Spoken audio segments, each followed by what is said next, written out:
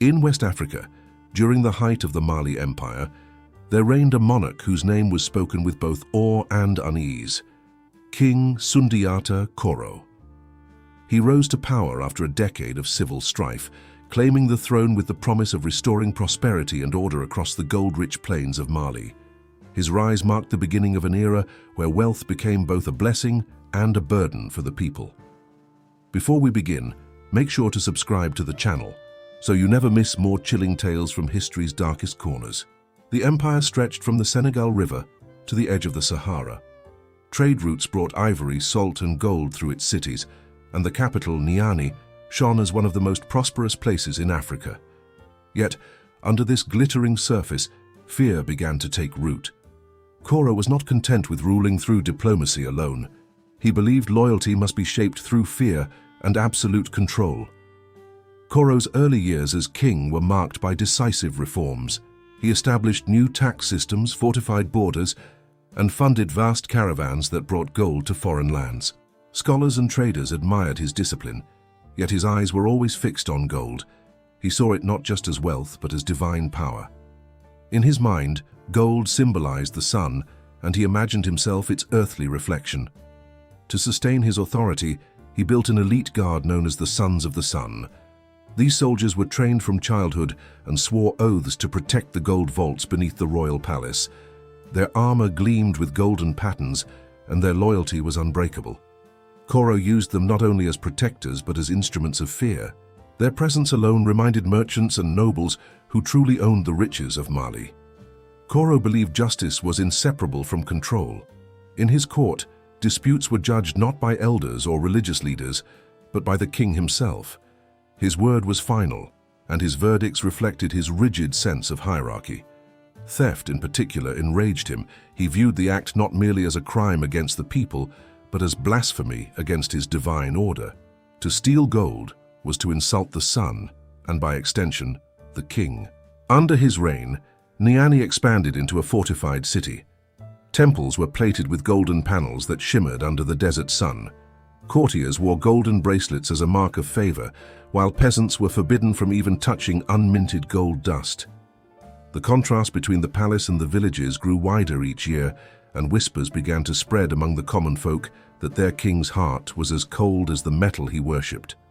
Foreign emissaries came from across the Sahel and beyond to witness Mali's splendor. They left impressed by its markets, architecture, and disciplined army. Yet behind the golden gates, Koro was becoming increasingly consumed by paranoia. He ordered secret inspections of merchants' homes, fearing that someone might be hiding royal gold. His ministers learned to speak carefully in his presence, for even hesitation could be mistaken for deceit. Koro's obsession with control extended to the arts and faith. He commissioned sculptures and masks representing divine kingship, each inlaid with gold. These masks became royal symbols worn during ceremonies and processions. Over time, Koro began to appear in public only behind such a mask, declaring that his face should not be seen by ordinary eyes. The mask, heavy and radiant, became both his protection and his identity. The people of Mali grew divided in their perception of him. To some, he was a visionary ruler who brought unmatched wealth and security. To others, he was a tyrant who had traded compassion for power, yet few dared to voice their doubts openly. The king's spies roamed every corner of the empire, reporting even the smallest acts of disloyalty. His palace at Niamey was built with high sandstone walls and adorned with gold-engraved symbols of the sun. Inside, the air was heavy with the scent of incense and metal. Koro would often walk through the treasury halls at night, gazing at the piles of gold dust and bars illuminated by torchlight. To him, this was not greed but destiny, proof that the gods had chosen him as their golden emissary on earth. As years passed, his laws grew harsher. Tax collectors were given full authority to seize property, and merchants were required to swear loyalty oaths before trading. Punishments for theft grew severe.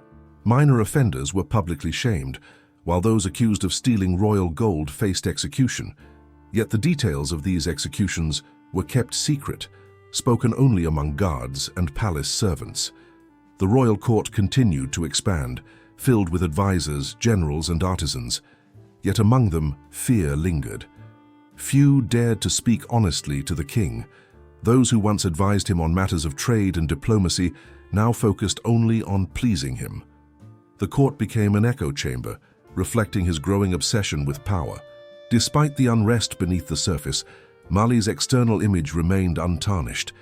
Caravans continued to flow, scholars praised the empire's achievements, and visiting rulers admired its wealth. The world saw Mali's gold, but not the fear that protected it. Koro, sitting upon his golden throne, viewed himself as eternal, a ruler carved from the same substance that filled his treasury. In his later years, Koro withdrew further from his people. He rarely appeared without the golden mask, which had become a symbol of both reverence and terror. When he spoke, his words echoed through the metal, distant and hollow. Some said the mask had begun to fuse with his identity, that he no longer saw himself as a man, but as a divine figure chosen to rule through gold. The treasury beneath the palace grew vast, guarded day and night by the sons of the sun. Every ingot was marked with his seal, every coin recorded by his scribes. Yet despite this, thefts began to occur. Small amounts at first, then larger. Servants vanished, and merchants were accused of deceit. The king's anger deepened, and his mind turned toward punishment, not as justice, but as spectacle.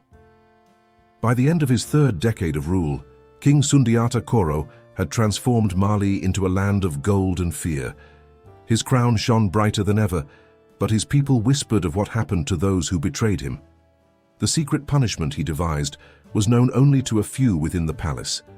Its purpose was not just to kill, but to send a message that greed would consume the greedy. And deep beneath the Golden Palace, preparations began for what would become his most infamous act. A punishment so dreadful it would define his legacy for centuries to come. But that story would begin with the creation of a mask, one not meant for ceremonies but for death. As the years passed, whispers of theft began to disturb the serenity of the Golden Court. Traders complained of missing coins, miners smuggled specks of dust, and even guards were caught with stolen fragments. To King Sundiata Koro, this was not a matter of loss but an act of defiance against his divine order. Gold was sacred, and anyone who dared to steal it had insulted both the throne and the gods. Koro summoned his council of metallurgists, executioners, and spiritual advisors. He demanded a punishment that would reflect the magnitude of betrayal, one that would turn greed itself into death. For weeks, the palace workshops were filled with the clang of hammers and the roar of furnaces. The air grew thick with the scent of molten metal. The king visited daily, his masked face glowing in the reflection of liquid gold. From these secret preparations emerged a device unlike any other, a mask molded from pure gold, shaped to cover a man's face entirely. It was heavy, flawless, and polished to a mirror-like shine. When worn, it trapped every breath, sealing the wearer inside a blinding reflection of their own image. Koro called it the Crown of Greed, though the people would later name it the Golden Mask. Quick reminder, if you are enjoying, do like the video and subscribe the channel for upcoming historical content. The ritual of punishment was performed in the deepest chamber beneath the palace, known as the Chamber of Ashes. The accused were brought there in silence, their crimes recited by the royal scribe. No plea could be made, for the king's word was final. Once guilt was declared, the prisoner was bound to a stone throne facing the royal furnace. Koro himself attended the first execution. He stood with the sons of the sun, his golden mask gleaming under torchlight. The chamber's heat was suffocating, and the smell of burning metal filled the air. The executioner, trained in the art of smelting, poured molten gold slowly into the hollow of the mask. The liquid shimmered like sunlight as it flowed downward, fusing the mask with the condemned's flesh. The screams echoed through the chamber walls until they were silenced by the weight of gold. When the process ended, the victim's face had turned into a solid monument, a mask of eternal silence. The king ordered it displayed at the entrance of the treasury as a warning. Beneath it, an inscription read, "Greed meets its reflection." To outsiders, it was a tale of divine justice. To the people, it became a symbol of terror. Word of the Golden Mask spread across Mali. Merchants began to trade with caution. Miners refused to pocket dust, and even the royal servants avoided handling coins without witnesses. The king's new punishment had achieved its purpose: obedience born from fear. Yet the method was kept hidden. No outsider ever witnessed it directly. Only the sons of the sun and a few court metallurgists knew the details. Over time, the golden mask became an instrument of royal ceremony. When Koro presided over court judgments, the mask was displayed beside his throne as a silent reminder of his authority. Even the sight of it made nobles tremble. The king's belief in its divine purpose deepened.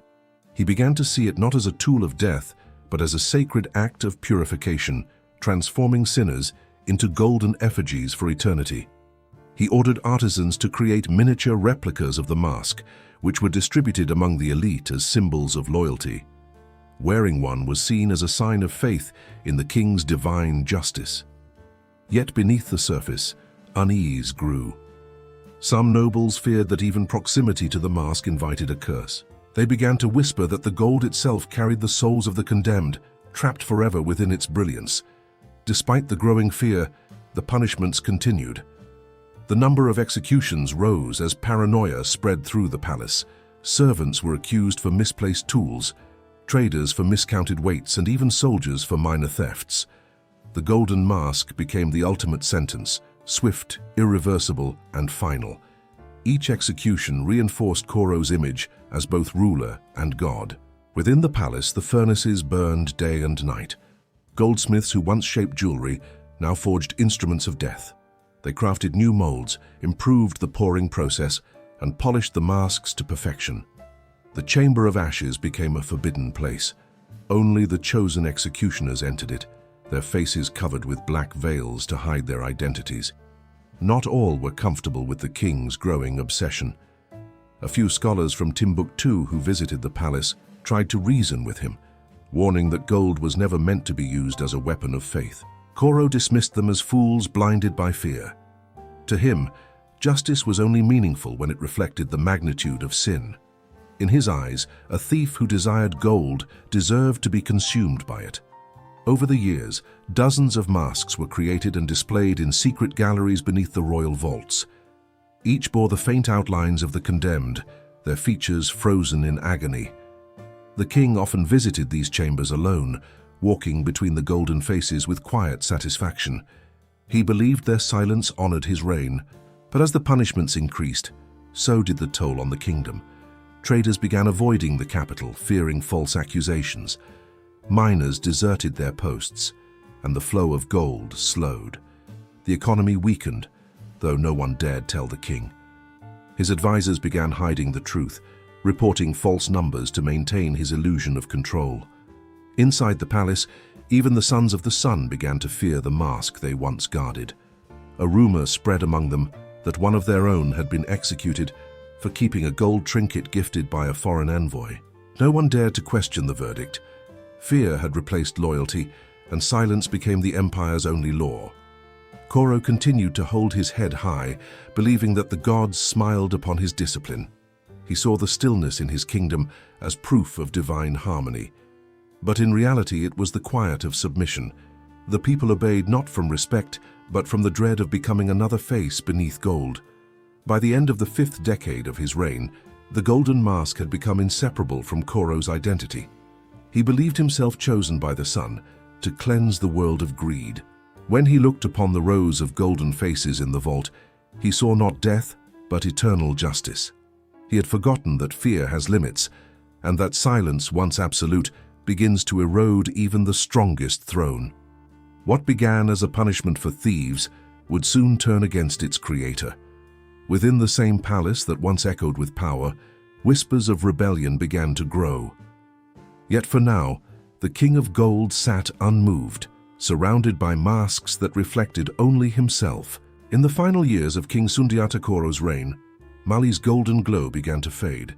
Trade routes that once overflowed with wealth grew silent. Merchants avoided Niani, and the mines of Bambouk and Bure yielded less gold than before. Yet, within his palace, the king remained blind to decay. Surrounded by his treasures, he saw only radiance where shadows had begun to spread.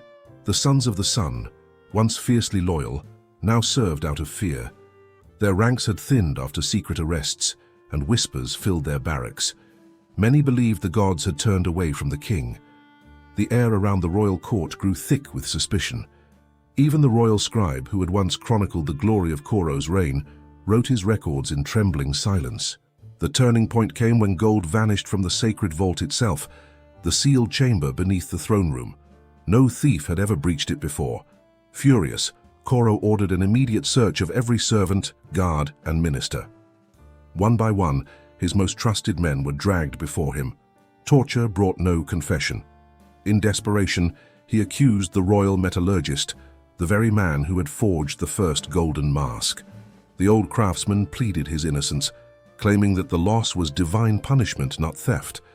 But Koro, consumed by paranoia, refused to believe him. He commanded that the punishment of gold be carried out once again. Yet this time, the act did not bring satisfaction. The king's hand trembled as the molten metal was poured. When the screams faded, the chamber felt colder than before. Days later, the truth surfaced. The missing gold had not been stolen. It had melted away during an accidental furnace fire. When the truth reached the court, fear turned to quiet resentment. Even the sons of the sun began to question the king's judgment. For the first time, silence no longer meant loyalty. It meant waiting. That night, Koro entered the treasury alone. His reflection shimmered in the masks of the dead. He raised his hand to his own face, feeling the cold weight of his ceremonial mask. The gold that had once symbolized power now pressed down like a curse. In the torchlight, the faces around him seemed alive, their hollow eyes fixed upon their creator. The next morning, the palace guards found the king seated upon his throne, motionless. The molten gold from his own mask had fused to his face, sealing it forever. No one knew whether it was an accident or a deliberate act. The furnaces were extinguished, and the chamber of ashes was sealed forever. In the years that followed, tales of the golden mask of Mali spread across Africa. Some said the gold of Mali was never pure again, tainted by the souls it consumed. Others believed the king's spirit still sat upon his throne, guarding the vaults beneath the palace, a golden monarch watching himself burn beneath his crown.